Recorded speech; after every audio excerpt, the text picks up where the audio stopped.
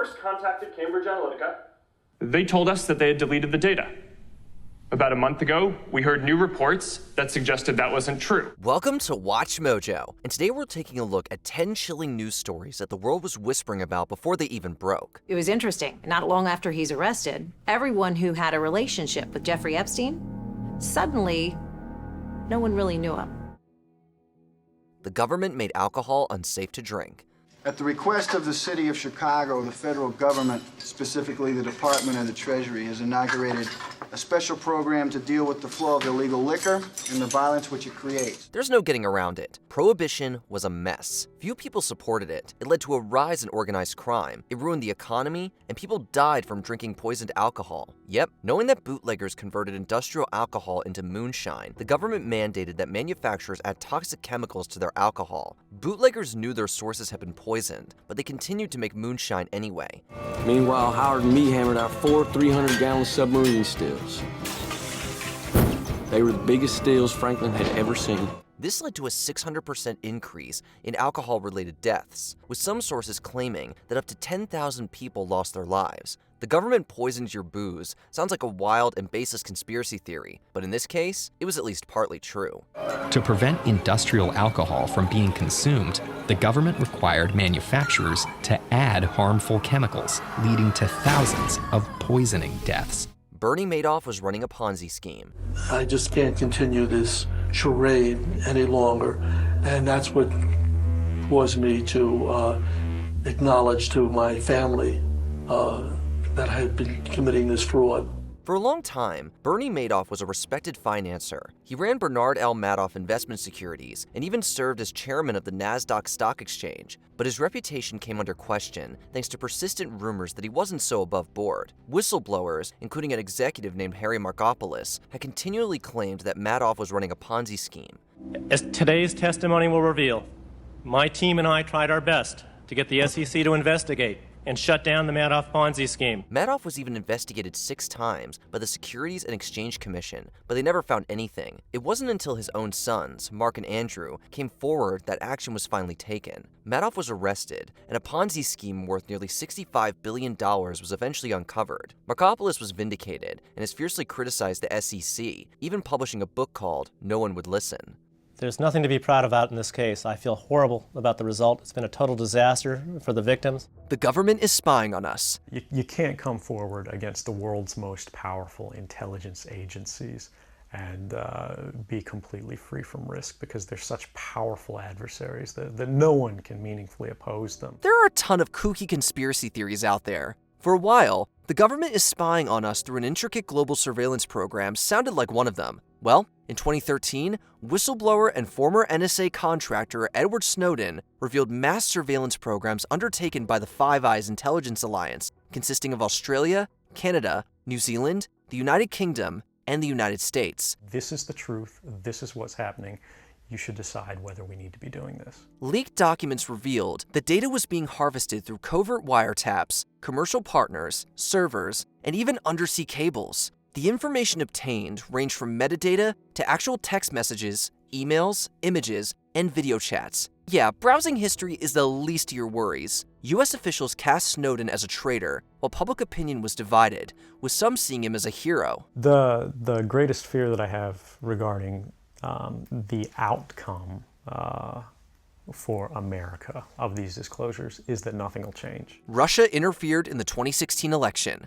The 2016 presidential election was a historic one, with billionaire real estate mogul Donald Trump writing a populist, nationalistic sentiments to a shocking victory. While the campaign is over, our work on this movement is now really just beginning. Rumors soon emerged that Russia had interfered in the election. It sounds made up, but turns out it was true, and US intelligence agencies, including the CIA, FBI, and NSA, had the proof. Candidate Donald Trump routinely downplayed suggestions that Russia was interfering. It could be Russia, but it could also be China. It could also be lots of other people. It also could be somebody sitting on their bed that weighs 400 pounds, okay? Russian agencies hacked into Democratic email accounts and computer networks and created thousands of fake social media accounts to sow discord in the United States, criticize Democratic candidate Hillary Clinton, and support Trump. According to the report, Putin, quote, aspired to help President-elect Trump's election chances when possible by discrediting Secretary Clinton and publicly contrasting her unfavorably to him. A Republican-led Senate Intelligence Committee concurred with these conclusions. The second Gulf of Tonkin incident never occurred. You're pretty sure there was a torpedo attack, then? Oh, no doubt about that, I think. On August 2, 1964, North Vietnamese forces attacked the USS Maddox, which was on patrol in North Vietnamese waters. Act of aggression against us. We were in international waters.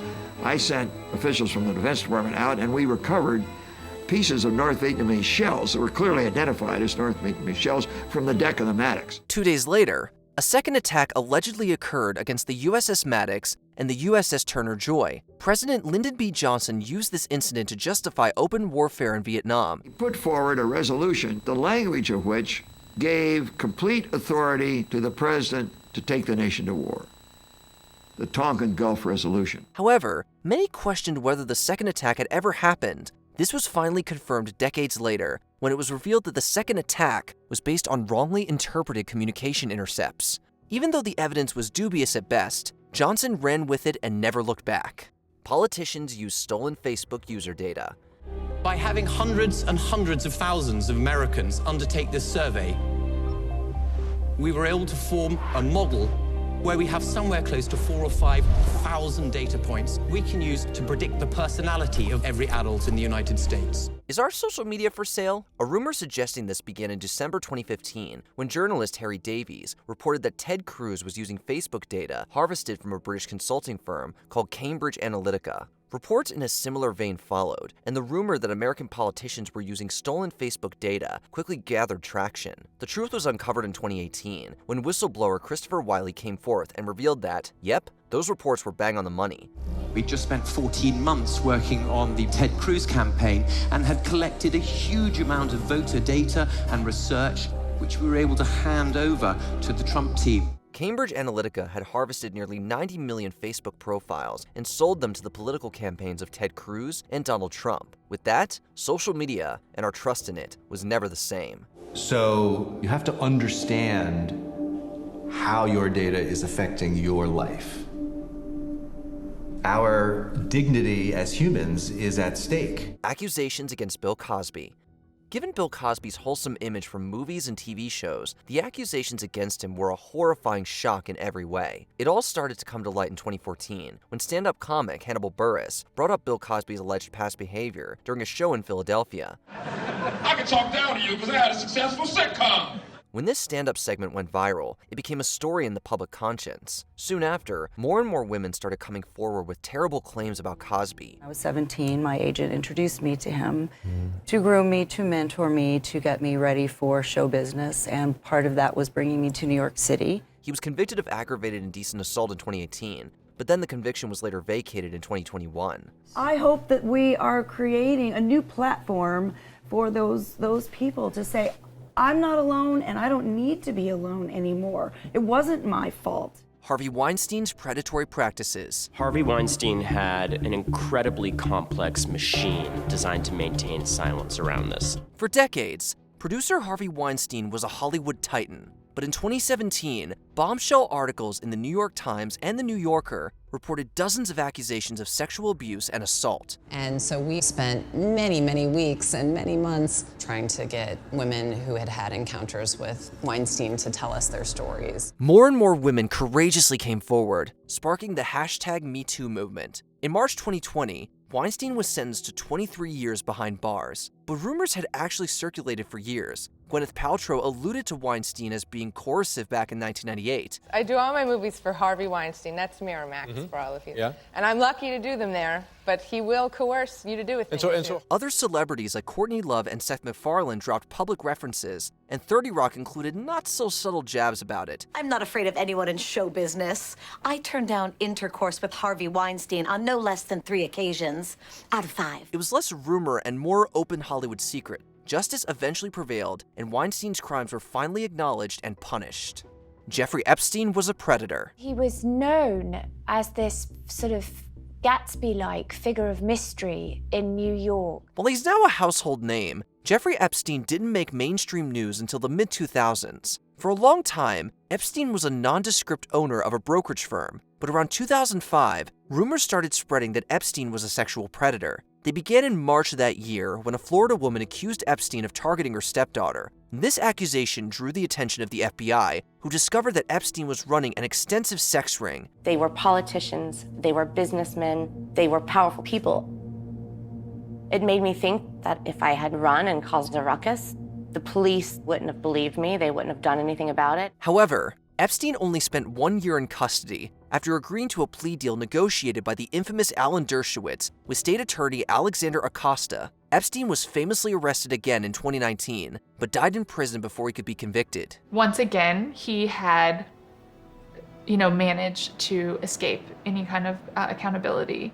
Before we continue, be sure to subscribe to our channel and ring the bell to get notified about our latest videos. You have the option to be notified for occasional videos or all of them. If you're on your phone, make sure you go into your settings and switch on notifications. The Catholic Church scandal. Only the globe can stop time. For years, there have been rumors of rampant sexual misconduct within the Catholic Church. It's the type of rumor that no one wants to believe. After all, the Church is supposed to represent the divine will, an institution of benevolence and safety. Rumors of this sort began in earnest throughout the 1980s, although the alleged abuses go back even further. The rumors picked up steam throughout the 90s before the Boston Globe blew the story open in 2002. He made a reference to a Sunday column about 84 lawsuits against one priest, John Gagan. This guy's personnel records were under court seal. And Marty asked a pretty simple question. Why are these sealed and have we tried to unseal them? Their investigation proved that there were systemic issues within the Catholic Church, and the work led to numerous criminal prosecutions. The team would go on to win the Pulitzer Prize for their journalism. We find people who are victimized by society and by institutions that are supposed to protect them. We give a voice to people who are voiceless. Which of these news stories did you know about before they became public? Let us know in the comments. In at least the first year that we covered this, we probably wrote at least 600 stories. We were trying to cover, why did this happen? Why do priests abuse children? Why did there seem to be more boys abused than girls? We were trying to explore every aspect of why this had happened.